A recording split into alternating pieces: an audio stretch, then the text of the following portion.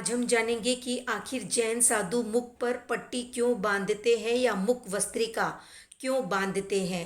तो मुख वस्त्रिका मुंह पर बांधने के दो प्रमुख कारण हैं, जैसे पहचान और यत्ना। मुंह पर मुख वस्त्रिका बंधी होती है तो ये सहज में ही पहचान हो जाती है कि या तो ये जैन साधु है या धर्म आराधना में रत कोई जैन उपासक है।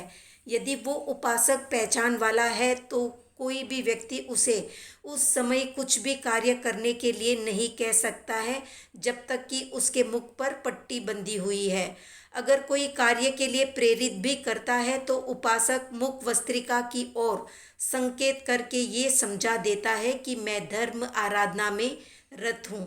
यदि मुख वस्त्रिका बांधे हुए साधु है तो उसे कोई भी गृह कार्य या संसार के कोई भी कार्य करने के लिए नहीं कह सकता है।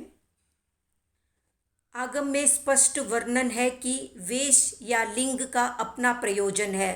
स्ववेश या स्वलिंग में प्रमुख रूप से मुख वस्त्रिका और रजोहरण आते हैं। लिंग धारण करने से या वेश में रहने से साधक बहुत से अकृत्य कर्मों से बच सकता है। दूसरा प्रयोजन है यत्ना।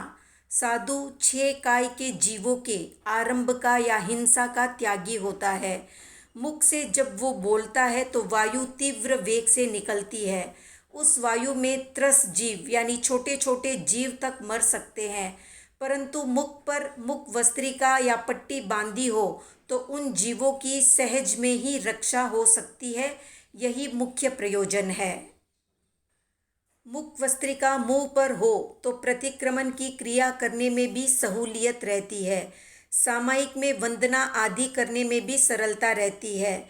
स्वाध्याय करते हुए सहज में ही यत्ना हो जाती है, क्योंकि निरंतर मुख के पास मुख वस्त्रिका सहित हाथ को रखना संभव नहीं है।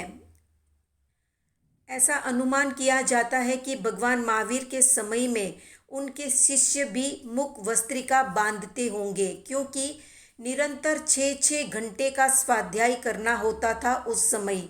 मुख पर मुख वस्त्रिका बांधे बिना ये संभव नहीं है कि यत्ना हो सके, क्योंकि भगवती सूत्र में भगवान महावीर के प्रमुख शिष्य गौतम भगवान से प्रश्न करते हैं कि भगवान शकेंद्र सावध्य भाषा बोलता है या निर्वध्य।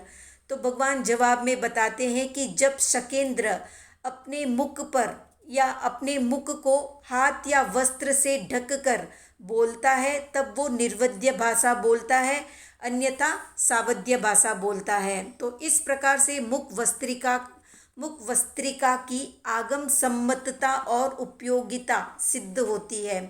तो अब प्रश्न होता है कि मुंहपत्ती मुंह पर बांधी जाती है, फिर नाक पर नाकपट्टी क्यों नहीं बांधी जाती।